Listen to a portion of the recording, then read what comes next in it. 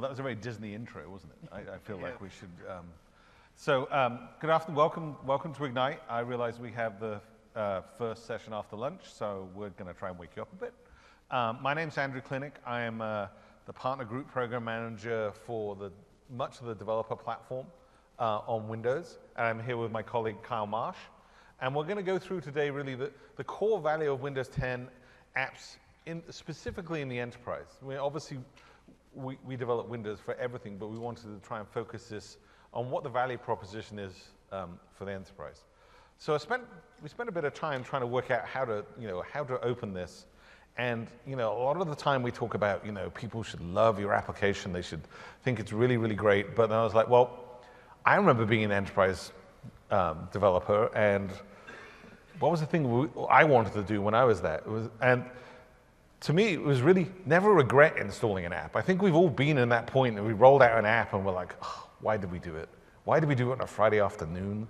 Why is this not working? We want to make sure that we want people to build great applications, but we want to make it such that you can roll out these applications, you can use them, and you shouldn't regret them in terms of we want them to always be up to date. Keeping it, certainly in today's security environment, making sure that applications both have the features, but also make sure that you're fixing the bugs, they keep those as up to date as you possibly can. We also want to be able to reuse your existing assets. And frankly, this is some of the feedback we've had from a bunch of you over the last couple of years. It's like, hey, look, you've got lots of really cool new stuff, I get it, but I've got 10 years worth of code here that I can't just throw away. I want to be able to go reuse that. And how can I take advantage of that and not have to go rewrite my app? As much as I would like to go rewrite my app, it would be great to be able to start from scratch. I don't have the time or frankly the money to go do that. And when we're building these applications, we want to be able to protect your data.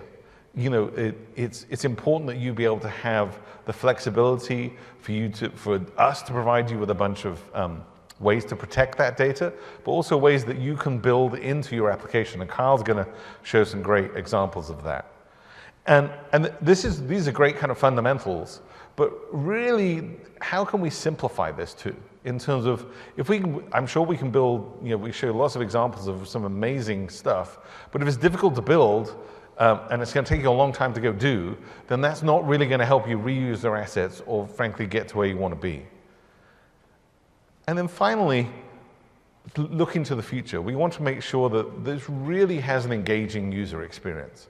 And in terms of, yes, we need to get our stuff done, we want to be efficient, but also we're really investing in the user experiences within Windows, but also you saw this morning, I think, the Ford demo with the HoloLens. How can your user experience evolve to make your users more productive? So writing applications that can work on any device running Windows 10.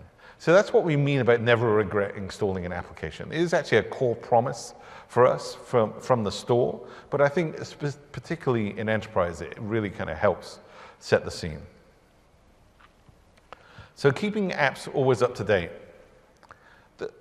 The main thing that we've been investing on here is the ability to provide a much better way for you to package up your application. We want to make sure that it's reliable. We all live and die by the reliability of installs. If you're rolling out a new application, you're rolling out a suite of applications from somebody else. We're really investing to make sure that install experience and the update experience are much more robust and frankly are more successful. In the past, some of our older technologies, which no doubt you're using today, they were pretty good, but it was pretty difficult to get upwards of 99% install success rate. And specifically uninstall, which I'm sure that you've all noticed this, getting an application to 100% uninstall, almost impossible to do. And certainly when you're rolling out into multiple environments, as much as we would like to think that 100% of all updates work, they just don't.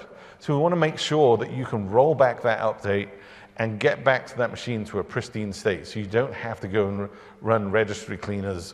I think we all noticed some of the problems with running registry cleaners over the last couple of weeks. In terms of that, so that you can rely on what we're building for you. And we want to be able to roll out these applications that make sense both from a consumer perspective, but also from an enterprise perspective.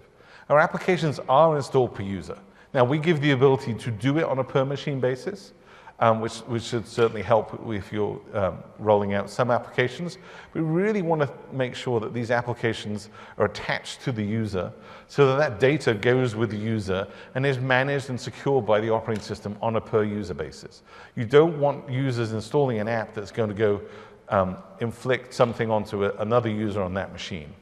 And then finally, really thinking about how we're going to ensure we have integrity of the code that's coming down. We're really pushing hard in terms of these applications need to be signed. They need to be signed so we can trust where this code has come from, and frankly, so it doesn't get hijacked. Now, of course, you guys building your own applications, of course you trust your own applications. But I think we've all seen this where users go and install applications from the web somewhere, and somehow it got through, and the implications that can have on that. And really ensuring the operating system controls that and makes it simpler and more efficient to do so that users can't accidentally install something. So that's reliability. But when we think about how can we build this in a more efficient way, how can we save you money? What we're really trying to do here is if we're going to keep apps always up to date, apps are not getting smaller. I don't know of any application that's actually managed to reduce its size because people are asking for more things, but we want to make sure that we can be efficient in using your network. So one of the least known things about our deployment stack on Windows is Delta downloads. This, frankly, we've had since Windows 8, but most people don't know about it in terms of the ability to just download the code that has changed. So that we download in 64K chunks, so that you don't, if you have a 100 megabyte application and you only change one DLL, then you only have to download that one DLL rather than having to re-download that. So this really applies a lot if you're rolling out to multiple workstations. We want to be able to ensure that we are most efficient in our use of the network as we possibly can be. And then as applications get larger, we want to give you the ability to componentize and stream your application so so that users can start using your application as quickly as possible. So you might have a really large application, but if you can get it working in the first 10, 20 megabytes, up to you where you set that point, then you can get it such that the user can start using that application straight away. And then in the latest updates, we give you the ability to componentize your application so you can break it up into logical components. And this is even more interesting, is that if you have something that only a few users are going to use, or maybe they only use it occasionally, then you can componentize that up and it will just get installed when they need it. So a great example of this, we built this, frankly, for Office. If you've, Office is in the store for Windows 10s today. But you think about the way that Office is installed, you have Word, PowerPoint, and Excel. Pretty much everyone needs that. Most people need Outlook. But not everybody wants Visio. Well, not everybody needs Visio. They might be licensed to have it, but if I'm never going to use Visio for most of the year, then I'm going to save myself on disk space. So enabling you to break up your application into the components that make sense for you. So you can have multiple applications in one logical package. If you use Windows 10s today and you put Office from the store, you say install Office, but in reality it's installing Word, Excel, PowerPoint as separate packages. So it's really interesting then when you think about being able to update, is that when you send that update to the store, you're just updating Word. You don't have to upload the whole of Office just to update that. So it dramatically simplifies the way that you can start delivering your application. And then finally, when they're running, then you get to run these applications. So by default on Windows, applications are isolated. This is a good thing in general. But for example, Word should be able to know about Excel. The way that Office integrates is one of the core value propositions of Office. We want to ensure that that is still possible. So you can choose the boundaries of whether your applications can share data or not. It's especially important for enterprise applications. If you want to have applications that share data between each other, you can go ahead and do that. You get to control which applications get access to which data. So isolated by default, but you get the ability to control how much sharing can go on there. So we believe that this is really going to make the ability to package up these applications much more efficient for you to be able to deliver these apps and keep them always up to date. There's a great session, that's tomorrow morning, from John, which is really going to go into extreme detail on this. We've obviously, this is a high-level overview of this, but if you really want to know about how to componentize your applications, how to get streaming installs working, John and Andy will be on tomorrow morning, and they spend 75 minutes going into that and really give you some great examples and demos of how that should work. So you built this package, and we believe these packages, which you have a file extension of AppX, really help. But then we want to ensure that they can deploy from where you want to. Now, obviously, for consumers, we think the Microsoft Store is a great place to do that. But the Microsoft Store for Business is something which we're really investing in, and we believe that will help you be able to get the applications you want. And frankly, it can save you money in terms of, you don't have to pay for the distribution cost that's paid for us by Microsoft, and you get to focus the applications to the particular user that you want.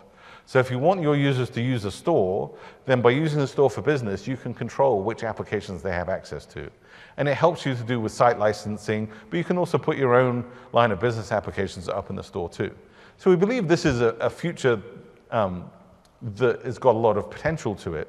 But we also realize that you're already using existing non-store providers like SCCM, Intune, maybe you're distributing from your own websites. We want to ensure that the deployment technology you use works in all the places you do today, but also gives you a way to move forward in the future. So by using our new deployment packaging, you can use your existing mechanism today, but if you choose to use the Store for Business in the future, you can continue to do that. This is an important point that we didn't want to lock you into just be using it from the store, as much as we love the store. So packaging really helps, but then you want to be able to start reusing your existing assets.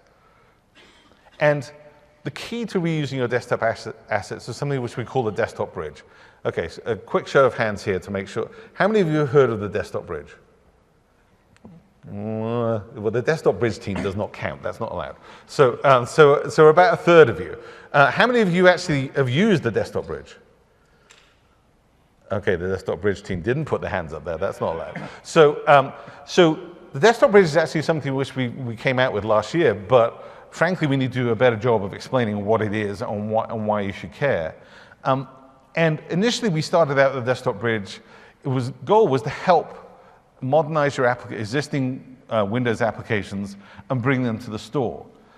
But what we found out is as we started converting the applications out there, we're seeing fairly decent success rates. Our original goal was, okay, we want to, if your application is under current development, if you're actually developing in Visual Studio or building new versions, then there's an easy way for you to build a new, to take advantage of our packaging.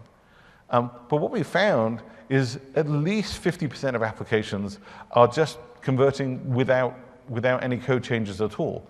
Now, that's not a guarantee that it will convert without any code changes, but it was actually quite a bit more successful than we thought it would be. And then, the rest of the 50%, the changes that we are asking you to make were probably bugs that you shouldn't have been doing on Windows 7 anyway. So the changes we're asking you to make apply even if you're deploying that application to Windows 7. Hardly any of the changes we're asking you to make your application incompatible with Windows 7. Now you can choose to use Windows 10 functionality, which is great, but that is a way of kind of opting in, so you're running on Windows 10. So really we're changing our message on Desktop Bridge, is that we want every desktop application should use Desktop Bridge. So if you have an app today, whether it's written in .NET, Win32, Delphi, VB6, I mean, my first ever demo on stage was a VB6 app with Desktop Bridge. Convert it using, we have a converter and there are some third parties, I'll talk about that in a minute. But by converting it to, oh, I missed it, the slide disappeared. Oh.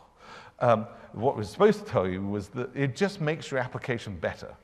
It will, your application will install faster. It will probably launch faster because we virtualize the registry access. We ensure that your application remains more isolated, so it helps ensuring your application will uninstall and reinstall quickly. But just by virtualizing the registry access can speed the boot time of your machine dramatically. Because if your application is right into HKey local machine, which frankly we've been telling you to do for the last 20-odd years, so if you are, don't feel bad, because that's what we're actually telling you to do. But every time a key is entered into the HKey local machine, at boot time, the machine will load up that key and cache it. So the more and more applications you put and they're putting into the HKey local machine, the slower and slower your machine will start, even though you're not actually running those applications. So, and some applications have thousands of keys they put into HKey local machine. So by converting your application, we will actually make your users' machine start faster, and they'll love you. It's kind of like it's free goodness to your users. Just by doing this, their machines will run faster. And of course, this will enable your application to run on Windows 10s. Windows 10s enables you to run from the store, but it enables you to say, well, look, I just want I want to restrict what type of applications my users can use.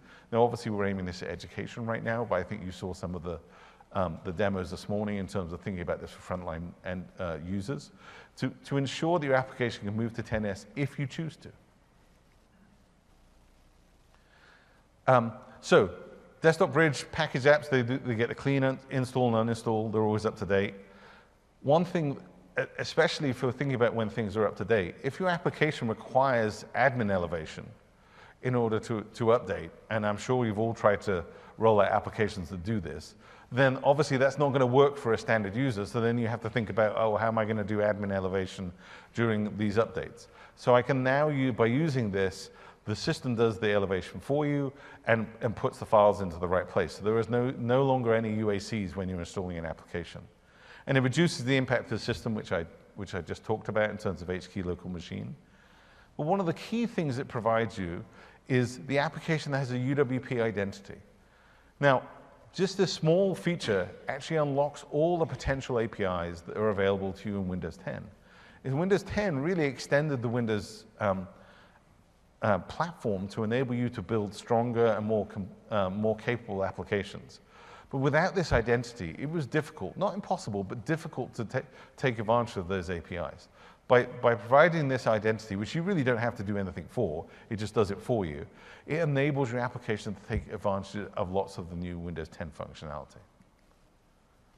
So there's some great sessions on this. There's going to be one which is like taking your existing apps and how you can use the Desktop Bridge to help on that. But then the last one I really like and be able to modernize your .NET application to take advantage of a whole bunch of new features without having to rewrite your app. Now, the conversion process is something which you have to do once. You have an existing installer for your application.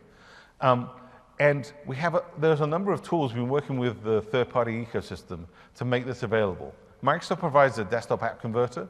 Our desktop app converter is a command line tool really aimed at kind of developers to be able to convert their existing installer to an AppX. You just do that once. Once you have the AppX, then Visual Studio will just keep updating that. We have a new feature in Visual Studio that will actually create you an AppX for you. But there are some great tools from Flexera and Advanced Installer in particular in terms of they have a complete suite of applications, and Advanced Installer has a lot of stuff that deals with AppV. If you've used AppV, it has a lot of the ability to script this and to automate this and really kind of fit into your enterprise ecosystem the way that you're looking and thinking about how your app lifecycle works. So Flexera and Advanced Installer are actually in the booth downstairs, so I highly recommend you go see those guys. FireGiant, Rad Studio, with those of you who remember Delphi, that's Rad Studio now, apparently is the rad new name for Delphi, and InstallerWare for Windows Installer. So the Windows ecosystem is really starting to adopt this so that you don't have to go buy new tools. So if you use Install Shield, which is from Flexera, or if you use Advanced Installer, you just have to get the latest version, and it will just automatically output an MSI or an AppX. So if you are in, as much, Windows 10 is obviously getting adopted quite quickly. but there are still, obviously you still have Windows 7 customers there or users out there. So you can have one package setup solution that will generate both an MSI and an AppX from essentially with exactly the same code. So it really helps you get those things done. So that's how to get applications up and running. But what about actually taking advantage of some of the new features? So Kyle is going to show us how this can help out and how both UWP and the desktop bridge can help out protecting your data. So Kyle. Okay, thank you. So I'm going to start in the sort of pure UWP side to begin with. One of the key things we wanted to do in as we created the new UWP model was to make it a lot more reliable and users have confidence in the software that they install. As Andrew had mentioned, you never should have to regret installing an app. Well, part of that is that we need to have a much more secure way, a much more consistent way of making sure that apps we're only looking at the data that they should be looking at, as opposed to anywhere on the system they might want to travel. So we started this concept of an app container, and we actually expanded it. We use it for a couple of things. First off, it does restrict an application to only access those parts of the storage that are authorized to it as an application, as opposed to just because the user can get to a certain folder, so should this application. We also expanded that to access hardware capabilities as well. So instead of an application installing itself and saying, hey, I'm a nice picture viewer, but what it was really doing was turning on your camera and actually watching you instead of letting you watch your pictures, the application would have to declare it would want that functionality. And for certain key elements, for example, the ones listed here with respect to personal identifiable information, that actually had to be secondarily approved by the user as well. So if your application wants to go ahead and provide some great handy functionality because it has it knows your location, great, but the user has to approve that. It's not just that the application can go ahead and pick my location and do whatever it wants with that. So it was important to us to make sure that these applications are being properly behaved with respect to how they might interact with other data from other applications. Clearly, this is a big thing for an enterprise as well, because that means that if I take an application from the Windows Store or a packaged application, I know it's not off doing something nefarious with some other part of my hard drive storage. It's not doing something that it shouldn't be looking at other data. It's not corrupting or influencing other data. That's very important. We also have the nature here of the runtime environment that we can control or limit the nature of how the application runs itself. One of the big goals we had to begin with was that we could get much better battery life out of mobile devices. Now, mobile for us is a pretty broad range. Everything from a HoloLens to a laptop, et cetera, are all devices that live on their battery. So how can we make sure that we get a maximum amount of lifespan out of that? Today, a Win32 application has a lot of leeway in how it deals with battery life, or not, as the case may be. Not too long ago, I was contacted by one of our partners who was struggling because they had an application installed on a device that was meant to last an entire transcontinental airline flight, but it was only getting halfway across before the battery had worn out. Now, they didn't notice that when they first did the initial testing, but it did happen once they were up and running. It turned out that the third-party developer who had developed some software was using a library, and somehow or another, that library was changing the system timer on the system down to 1 millisecond. For really old developers, you might remember there was a time we used to do that to get performance. That time has long since passed, but the net effect of this was that application alone was killing the battery life halfway through the journey. So this is the kind of thing that we don't want to happen. So we have the ability to limit applications both in what they're running in the foreground as well as what they run in the background, so that we can make sure that no application, if you will, sort of goes rogue and takes all of those resources away. So these are the kinds of things that we do inside of the app container to give a better experience for users. As enterprises, you do have control over this. So you could, for example, state that you have an important application and it should not be subject to these limits. You have an ability to say that it gets to run all the time in the background, et cetera.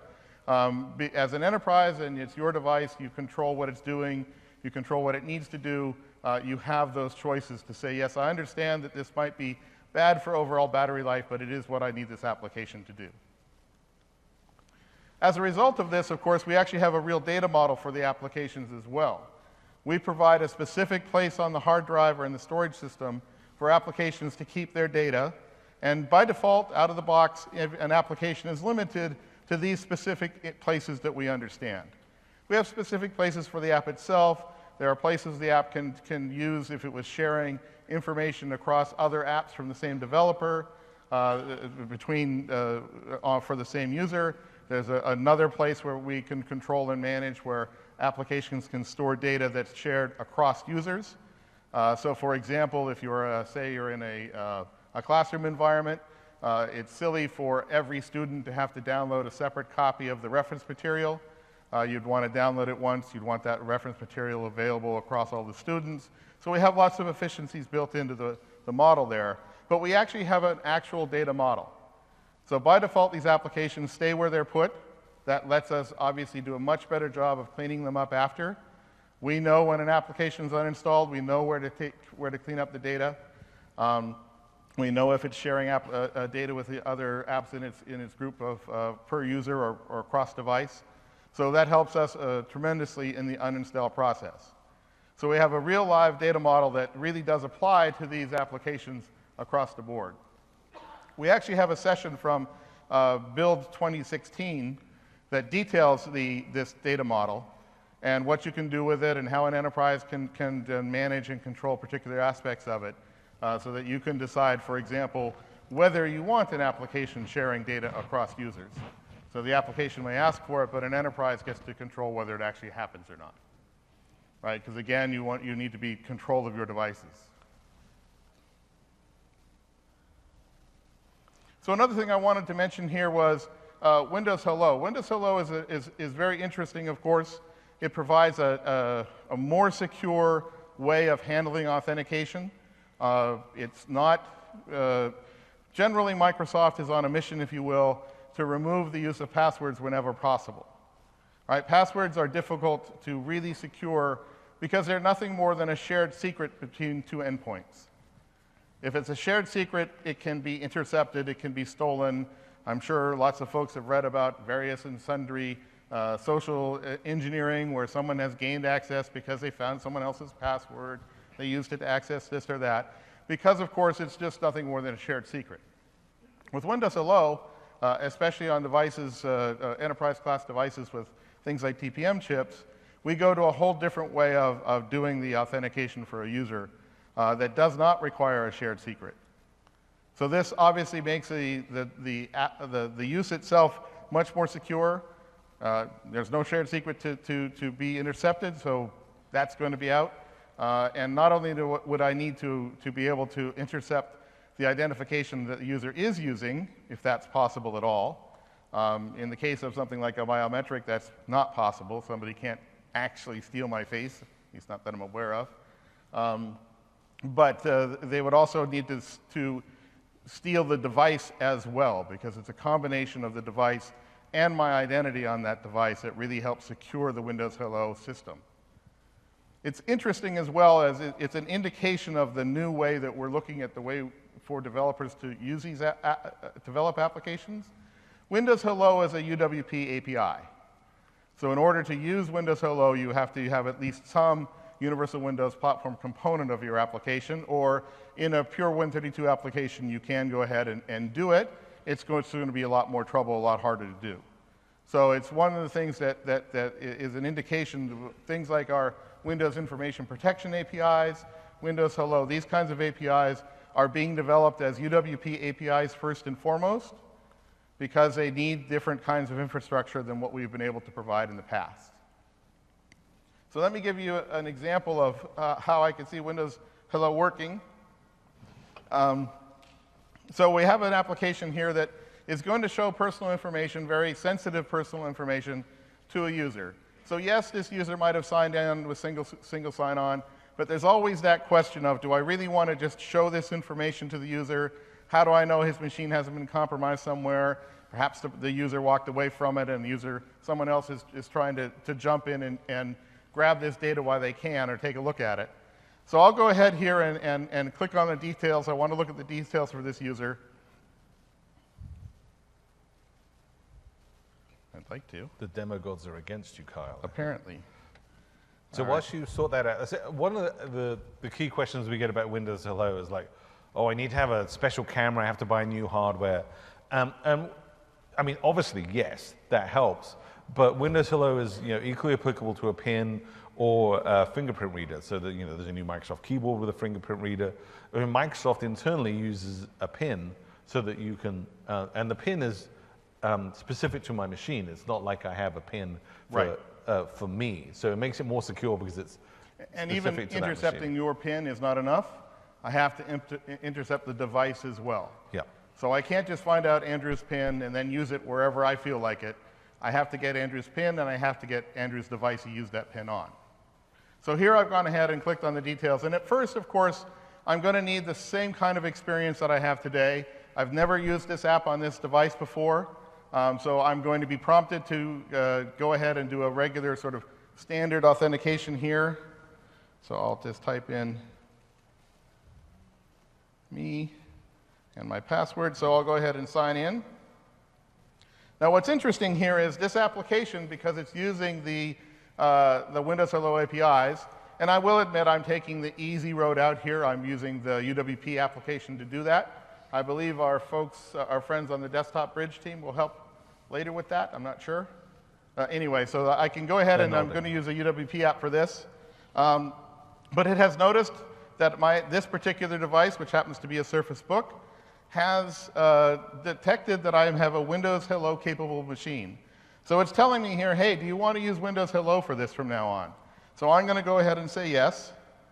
And what's going to happen is it's going to go ahead and use the authentication I've already set up and authenticate me using my biometrics. And in this case, it was my face recognition from a Surface Book. And it goes ahead and lets me see the information. Now, up till now, it's just as time-consuming and annoying for the user as it's always been, because I wanted to see some information that's quite sensitive. The system decided, that the software decided, oh, I better double-check that it's you, and I just went through a full password prompt. All the time with security, it's always a question of how far can I get away with annoying the user, or how much risk do I feel like taking? So I could ask the user today, without using Windows Hello, every time he clicks that button, I'm going to prompt him for his credentials. And I believe the user complaint inbox would fill up relatively quickly. Or I could take a risk and say, well, maybe I'll check him every hour, or 15 minutes, or what's the number I'll pick where I won't care anymore. It's okay, it's probably still all right. He probably didn't leave his desk open and go get a coffee or something. It should be fine. Well, that's always difficult. But if I go ahead and use Windows Hello, I'll go ahead and hit the details button again. But this time, because it said Windows Hello, the user only has to click again. My facial recognition from Surface Book has already taken care of my actual authentication. So I only have to click the button again to do 2 clicks, one to do my action, a second action to confirm that the user, and now I can see the information. But under the covers, of course, it's not just the clicks that was happening. It's the fact that the Windows Book has used Windows Hello, Surface Book has used Windows Hello to use my facial recognition to make sure that it's actually me accessing the data and not someone else. So by using features like Windows Hello from the UWP platform in your application, you can find that you can really both increase the security, because I'm not opening that window of, well, should it be 10 minutes, should it be 15 minutes. I'm actually increasing the security greatly. I'm checking on everyone, but I'm actually not annoying the user anymore. In fact, I might be, over time, annoying them a lot less, because I only had to get there to sign into Windows Hello that first time. And one other thing is, someone now, in order to use that credential, they'd not only any identification of me, they'd actually use the device that I'm doing this work on. So I've really increased security and made it a lot better for the user at the same time. So Windows Hello is really just less annoying. Is that what you're saying, Carl? Well, given the point of view that security is annoying, yes. Yes. Yes. The security's working. Okay. So we do have a couple of sessions that will detail Windows Hello. First off, there is a session that's talking about, not Windows Hello, but in general, the nature of taking advantage of the UWP platform in your new applications, right? So in your existing applications, your Win32 apps, how you can build interesting line of business apps with the features we have, how you can take your existing applications you have today and improve them and modernize them by using these kinds of techniques in your application are a couple of sessions we have coming up on Wednesday and Thursday. Cool. Oops, sorry. Nope, that's fine. So as Andrew talked about earlier, we also, of course, are very interested in really stepping up the level of user experience that can be generated with Windows apps. We've been a little behind on really making sure that we can do the best for our users with respect to how engaging and how interesting we can make the work they do every day, given the fact that we've plateaued a little bit on things like WPF and WinForms, and we didn't really move the platform forward enough in terms of taking advantage of the kinds of new and existing hardware that's been showing up since we did that initial work. The really great thing about the UWP API, one of the great things for me, is that it's built on a very modern foundation of technology that is really needed to do the kinds of things we need to do. We need to make sure battery life is better. To make sure that battery life is better, we have to stop driving displays by using the GPU, which uses a lot, the CPU, which uses a lot of battery power to get things done, and instead move those kinds of operations to the GPU. It's better on battery power, and it also lets us create really compelling, interesting user experience applications. And the nice thing is we've built our platform from the ground up to understand this. Both where it's running today, the new devices that are coming out, all are built on this same core fundamental platform. So we have built in, for example, the ability to handle pins and touch. I worked with a lot of Win32 software developers who have struggled mightily in order to be able to add touch or pin support to a standard Win32 app. If all you have is a single message pumping away messages, it's really hard to figure out how you can have that thing support simultaneously touching with my finger and drawing with a stylus or with a pen. So we built this platform on a very core foundation to really drive the kinds of experiences that can be built. This is important, of course, because we're also going into lots of new, interesting areas with the devices. Everything from the HoloLens with its mixed reality, the additional kinds of hardware that does pen and touch and support, and gestures in terms of HoloLens where you're just making gestures in the air. How do we actually be able to support and drive this kind of functionality? So we built a very core piece there in terms of the basic platform level of technology. The next thing, of course, is we are now moving into what we call the fluent design system. And that's where we're taking this core foundation and we're starting to apply it in ways that we can really create interesting and fully engaging user experiences. So that, I'm going to talk, let me go ahead and do the demo here. I will point out that there are a couple of sessions later this week specifically around this. We have a session on the mixed reality, as well as a great session on applying the Fluent design system, and a lot more detail into how to do that. Unfortunately, I'm not very good with the concept of design, and so the Fluent design system, which uses lots of interesting terms that as an old developer like me has trouble mapping. They talk about material and light, and I'm thinking, I don't know how to lay those out. But I want to show you what this really means, and actually a lot of the work that's been going in lately, so that you can take advantage of these kinds of experiences in your applications. So to start with, I'm going to show an application that was done for our build conference called Buildcast. So this is an application that's been developed with the Fluent design system in mind, so that we can show you the kinds of experiences that are really possible today across the gambit of Windows devices. So I'll start with the fact that obviously it's a very different look and feel.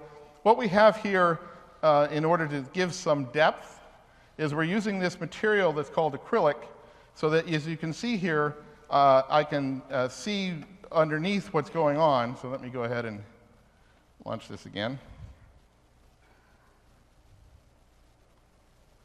As I look through with the acrylic back, what we see here is we can see the background of the actual desktop itself coming through. So that's giving me the sense of depth. By using an acrylic material, I get the sense of depth across that. Interesting that this particular app, we did notice it had paused the acrylic, and I wanted to restart it there, because one of the things we can also do is say, you know, that app was sitting in the background for a very long time. It shouldn't be using battery power to do these effects if, in fact, it's not using, you know, if they're not being seen today. So that's an example of kind of policy that we can apply to make sure that you see the application properly, but at the same time it doesn't waste resources. So what I'm going to do here is the application will dynamically, because it's using our new navigation view controller, it will dynamically adjust to the size of the window. And here we're going to use that same menu, but since it's applying inside of my application now, we've changed where the base of the acrylic material applies. So here you can see underneath this particular part of the application, I'm now showing that I have depth in the application itself. So this menu is now out over top of the content of the application. So you can see that the acrylic is letting that color come through as opposed to what we saw before with the desktop. So as I widened it out back to so that I have enough room for the menu when it's adjusted, again, you see that the desktop will come through. One interesting place that we want to really help users as they navigate through lots and lots of screens and experiences is something called connected animations. So what's going to happen here is I'm going to click on one of these podcast icons, and you'll see that it stays in your field of view the whole time. So as I have chosen to move to the next part, I'll back up here again, and you'll see that in each case we're able to keep a piece of the pages that link each other's together and animate between them in a very beautiful way by using a connected animation between the two. That helps keep the user engaged, keeps the user focused on why they're moving from one section to another. And it's a very compelling way to keep users' attention as we move between the two various parts of the application, Also notice here that as I hover over either with the mouse, so I can also pick up my pen here, and I can hover over with the pen as well. And here you can see that we're using lighting effect to really help me pinpoint where my hover point is, as you can see across here. We're also showing something here as we reveal the buttons. Again, we're using color or highlight and light in order to do the reveal there so that it really helps the user find where they are in a very compelling and interesting way. So I'll go ahead here and take a look inside one of these videos. Again, now we've gone ahead and done one more thing with the acrylic. Since these particular podcast sources are using some branding themselves, here Channel 9 has a very distinctive brand they like to produce.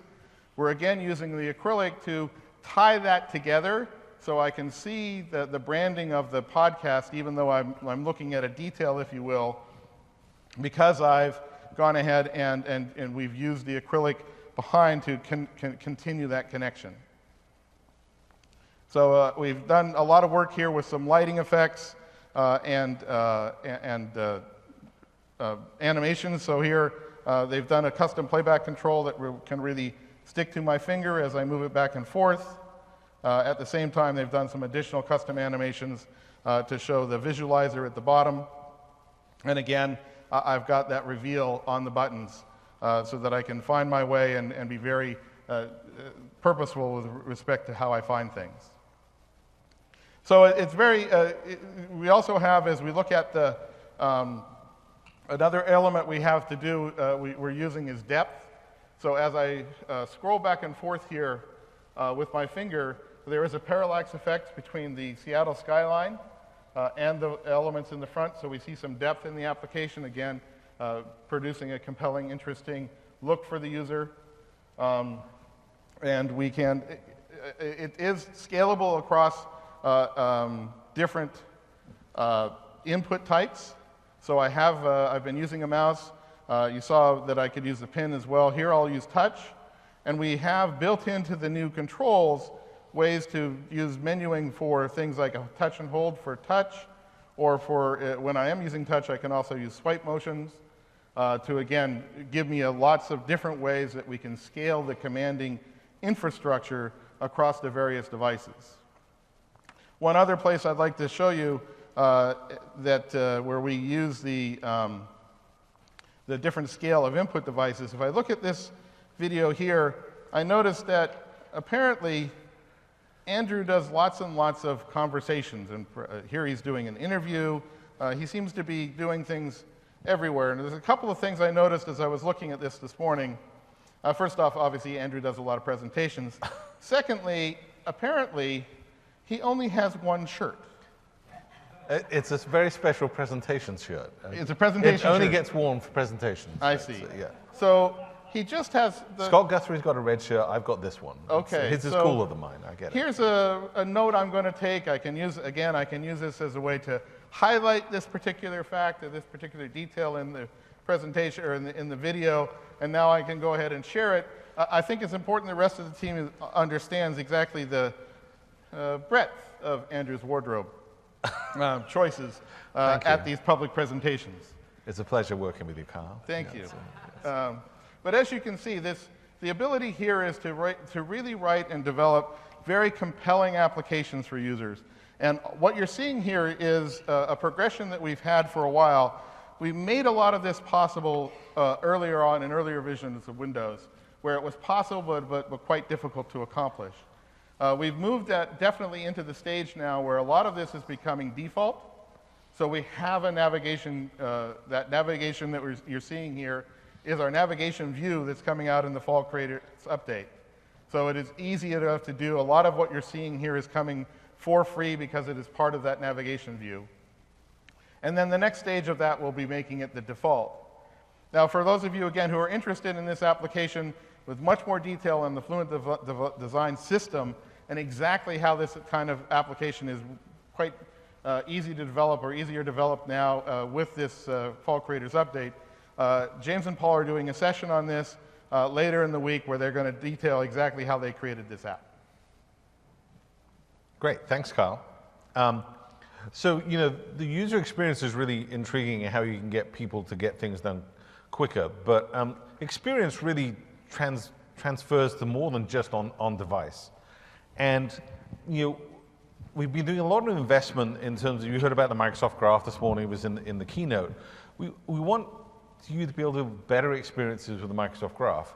Now, you're probably quite wondering, Microsoft Graph, what's that? Why is it important to me? Well, you're probably using it already today in terms of if you're using Office 365, if you're using Exchange, that you're already, a lot of your data is already in the Microsoft Graph, and you can take advantage of that. So if you look at the Microsoft Graph, this is essentially, as you probably know the Microsoft Graph today, you might not be calling it the Microsoft Graph, but you have your organization, you have groups and people and contacts, but you also have documents, email, messages, and you notice on here we've added devices. So the ability for you to take advantage and run the applications in the places where it makes sense for your user. Is obviously the PC is a large part of what they do, but clearly you want to be able to ensure that they can run their applications on mobile devices, you want to be on multiple PCs, for example. And you want to ensure that you can build applications that take advantage of that, rather than it being a disjointed, I have a mobile device and a PC, and they have very different applications, they don't know about each other. And certainly, I'm sure we can all sympathize, certainly in my house, there's a plethora of devices, and they're interesting. I'm not sure they're necessarily making my life better. Anybody with kids will probably sympathize in terms of that. But how can we take advantage of that and build better solutions that really start to build on top of the graph? And so what we're introducing in the full creators update is the ability to add devices to the graph. And what this does, it tracks all your users' devices, be it AAD or MSA. Obviously, AAD is probably more interesting to you. And what you can do is you can query the Microsoft Graph saying, okay, what devices does Kyle have? And what can I do to those devices? And what applications can I call on those devices? So you can start transferring the experience between devices and coordinating and being able to pick up where I left off in many of these experiences. So, and the way you get to this is really quite simple. We have a URI scheme, so URL is really the key programming construct here. So if you're familiar with using URLs, you can go ahead and do that. We also have a client SDK that makes it, if you use .NET or UWP, then you'll feel very familiar with that provides you a simple way to do that. And we provide an iOS and Android SDK as well, such that you can use this from whichever devices that you want to.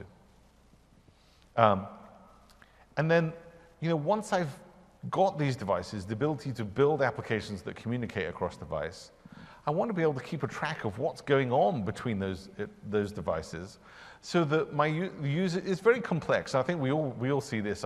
I know I started doing something on my phone. It might be in the browser. It might have been an app. I wanted to finish that on my PC because I'm sat there. Either it's a better user experience or just happens to be the device I'm using. And and I think it's easy to forget that, the vast majority of the world sit in front of one of these things for many hours a day. And yes, we use the phones a lot, but the PC is a dramatic percentage of the time that we use, certainly as information workers. So we're introducing this activity feed. And think of this as the ability to track what users are using in your application as they're going throughout their day. And it's stored on an AAD or an MSA basis. So if you've used an Android device with, I think it was the anniversary edition of Windows, we have notification mirroring already. So I get a notification on my Android device, it shows up on my PC, and I can take advantage of that. That was an early version of the activity feed. And we're extending that such that you can write to that from your own applications as well. So there's coming in the release after the full creators update is Timeline, which we announced at Build earlier this year, which gives you a great way of being able to visualize exactly what you're doing. I'm sure you've all had the situation as I know I sent Ginny an email last Tuesday, but I think it was Tuesday. You can scroll back in time now and actually see what you were doing in applications and deep link straight into your app, which makes it a really compelling user experience. And thinking about it rather than, I was watching Paul Thoreau and Mary Jo this morning in terms of, making computers work more for us than us work for computers. We've all, it's becoming more of a human interface such that the operating system is going to help me be more productive rather than me having to try and work out around the operating system. And so you can do this, you can create your activities from your own apps. So by default, we'll give you start and stop so that you get some basics, but you might want to be able to store more information. So if you're building an expense report, which I'm sure that pretty much all of you will be in the next week, I don't know about you, I'd like to think that I was super organized and knew that I've done my expenses, but I typically start and forget. And you can imagine the expense report, I just added the hotel details. It should be reminding me saying, hey, you really got to finish this thing. Do you want to finish this off on your PC? So by writing that to the activity feed, then the notification center and Windows itself will actually start reminding you and helping you finish tasks which you started before. Perhaps you're a little bit more organized than me, but this is a key thing to be able to do that. And then, this is great. The activity feed, think of it as almost like your digital breadcrumbs of what you've been doing. But you need to be able to visualize that to a user. So we're introducing something called adaptive cards. Adaptive cards are an open framework for multiple canvases. Now, that's a great marketing term, but what does that actually mean? It means that you can write a standard card. If you're familiar with live tiles or notifications, this is actually a piece of JSON that gets rendered in multiple different applications, but you write it once, and it renders within the context of your application. So Outlook has announced that today. We can do it as a notification. Microsoft Teams is going to be supporting it. Skype. Any bot using the bot framework can use an adaptive card. But the timeline itself inside of Windows uses an adaptive card. So it gives you a great way to provide a rich user interface without having to really think as how's that going to look inside of Skype, how's it going to look on iOS and Android, providing a way for you to have a rich interactive surface for your user. And again, this runs cross-platform, so we have SDKs for Windows, obviously, in UWP and .NET.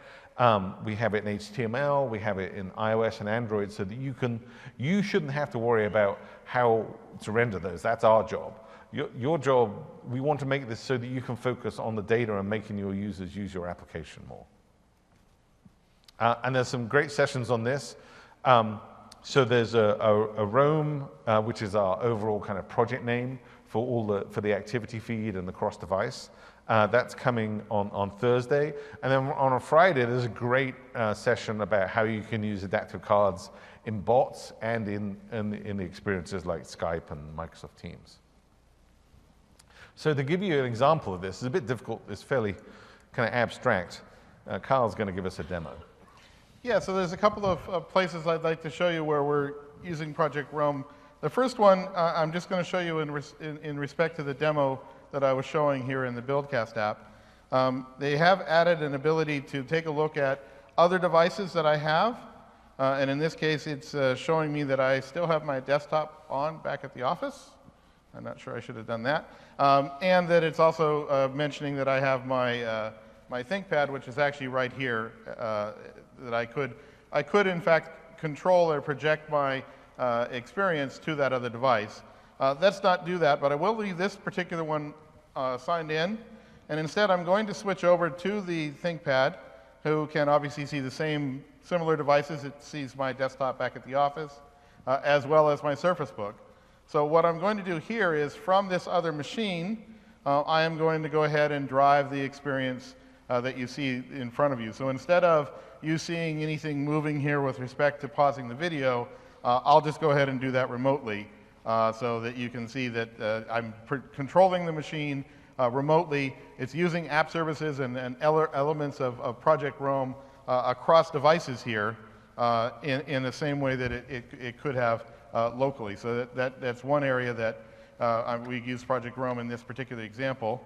Now, the cool thing about this is that discovering devices is actually really quite difficult to do. It's like, yes, you might know, it's like, well, am I on the same network? Am I on the same subnet? Maybe they're on a completely different network. And you can go do that yourself. I mean, but Project Roam and the device discovery does that all for you. So we'll find it via the cloud, we'll find it via Bluetooth, we'll find it via Wi-Fi Direct, and choose the most efficient way for you to communicate that. So you don't have to worry about how to communicate between machines. Yeah, so another example of the diversity here is I'll step away, and in this time I'll just go ahead and use my mobile phone. So what I've put here is I put the browser on some uninteresting Ignite page, and instead I'll go ahead and open the browser on my phone, and I've installed an application you can get called Continue on my PC, Continue on PC. It's in the things like the App Store today. I'll go ahead and share where I am to continue on my PC. And what this it's going is to an Amazon page for my shirt, I will be mad. Oh, I should have done that. Yes. Well, I should have had a new shirt. A new shirt, perhaps. That's right. Yes. A second shirt would have been good. So I've got a couple of options here. I can continue now or continue later. I'm going to continue now. I'm going to pick the machine that you guys are seeing displayed right now. And as you can see, I've just got a notification that I can continue a browser session that I started on my phone back on my desktop. I actually do this quite a lot because I find the space on a phone quite confining to look at a detailed website. So now you can bring up the Action Center.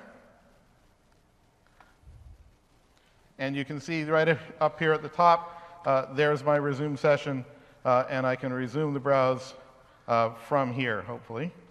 I fear we're running a daily build of Windows, and Edge, we are. Edge has decided to work on Redmond time right now, so we'll close that down and try again. It really wants to stay with us. So the demo gods have almost been with us today. That's right, So almost. I'll send one more control. But I think the key point on Kyle is that this app's actually been available for a month or so in the App Store on both iOS and Android. So you can go ahead and use that, and you can share from any share target on an iPhone. So you can share from Twitter, you can share from a browser, and it sends the context over to your PC. And again, it's using all of the elements that Andrew had talked about, the discovery between devices. This is obviously a very disparate infrastructure. We showed a PC a little earlier, which is, it could be a little easy, hey, PCs should talk to PCs, but here I'm going ahead from a mobile device, obviously a very different ecosystem, but using the Project Roam functionality to drive the experience onto the other device. Okay, let's try it again. I feel the demo gods are going to be with us. Okay. So I will continue on my PC, send it to my Surface Book, and in fact, it did launch the browser and onto the page, obviously, you really all want to look at, because Andrew really likes the picture that's here. I'm not quite sure. I'm really not a fan of that picture. And he just said, oh my heavens, where did they get that picture? It is the same shirt, though. Of course it's the same but shirt. It's from a very long time ago. So maybe I should have been happy that that demo didn't work. Okay. So, Roam and the cross-device really helps bring experiences to the next level. There's a lot of stuff in terms of Fluent and a lot of the animation work that's been done. But experience is more than just pixels. So we want to ensure that you can build great experiences that really work in the modern workplace in terms of, mobile devices are not going away. It's something which we can build and expand on. And it's really key, and this is frankly a little weird, we're in the Windows team, but we want to ensure that iOS and Android work just as well here. So in terms of, we want to be expansive and deliver on all the devices that your users are using. And I think this is part of the newer kind of focus on Microsoft and focusing on you as a customer and trying to kind of reduce the barriers for you to use our software and for us to help you build better solutions. But this really all comes back to never regretting installing an app. We want you to, it should be easy to be up to date. You reuse your existing assets with the desktop bridge. Really, I highly recommend that. But building all this in a secure way and having an engaging user experience is really what we want you to do. We don't want you to be regretting like going down a particular path and not being able to move to the future. So we're doing everything we can to reduce the barriers to entry and the barriers to adoption so that you can build better applications that you won't regret installing and your users will love. Because most of us worked in enterprise at one point, and we know it's difficult to get your users to love you. So our job is to help users to love you and not regret installing one of your applications. And one of the key elements for me about the regretting for installing an application is, I know that a lot of you have thousands and thousands of applications you manage, and you spend a tremendous amount of time, making sure they're compatible, making sure that they're not stepping on each other. You have to go through quite an extensive acceptability testing, if you will, when the app changes and so on. Because of the nature of a lot of Win32 apps, they just frankly can step over each other, whether they do it intentionally, like some of our unfortunate news of the last week or so, or unintentionally, because it was just, it just happened. That all makes your lives a little more complicated, a little more vigilance you have to provide. If we do the right job, and we've done a great job so far of making it so that you don't regret installing an app, we've taken care of a lot of that complication for you, right? So if we have an application you don't have to regret installing, it means it's not behaving badly, either intentionally or, hey, lots of people want their application to uninstall cleanly. It's just really hard to get done. So by following these, by asking for packaged apps and moving to UWP, you'll find your complication, the amount of extra work you have to do should drop down dramatically. Great. So with that, we have about 10 minutes for questions. We'll be around, obviously, afterwards. And so there's one slide I have to pop up. Oh, there is, yes. Yes, I do. And it doesn't involve my shirt, so that's good. It doesn't good. involve your shirt. Yeah, so. It's really nice to have a helpful manager. So my manager reviewed my slides, and wanted to make sure I didn't forget my wholehearted, hearty recommendation to attend his session tomorrow on application deployment and componentization. Andrew had already heartily recommended it, but John has been helpful with me to make sure that I don't forget it either. Actually, a lot of these sessions, again, we've talked a lot about them today. We have a full slate of sessions. There's a handout here at the end of the second row where we have a sheet where we've shown you all of the various sessions for the developers here at Ignite. There are quite a good run, so outside of John's session, again, if you want to hear a lot more about Fluent and how that Fluent app was put together, there's a session on that. There's a session on the graph and Rome. That can be very interesting as you're looking going forward. I'm not going to go through all of these because there are an awful lot of them here, not an awful lot, but a great lineup of sessions here.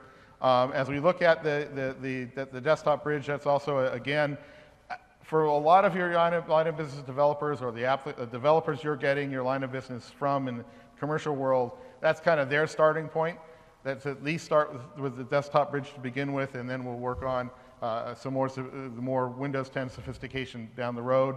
But those are great sessions for you to attend as well. And with that, I think we will move it over to questions. Oh, and please evaluate. Oh, yes, Yes, sorry. it's important for two reasons. One, we actually want to get your feedback, but frankly, we want to beat the rest of our team in terms of that. So we're, be honest in your evaluation. We're not asking you to inflate, but if you feel the need to, that's okay too. And feel free to suggest that Andrew gets a new shirt. Yes. That's no problem. So we're open to questions now. Yeah, please go to the mic just because the session's being recorded. Hi, this is SK. Question about Windows Hello. Is that possible to enable it with the ADFS on premise? Were you talking Windows Hello? Yeah, Windows Hello.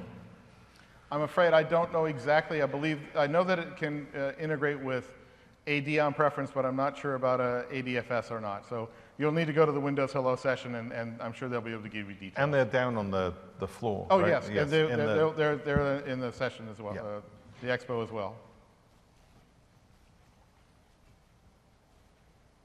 Okay, well, all right, thank you very much. Thank you for coming.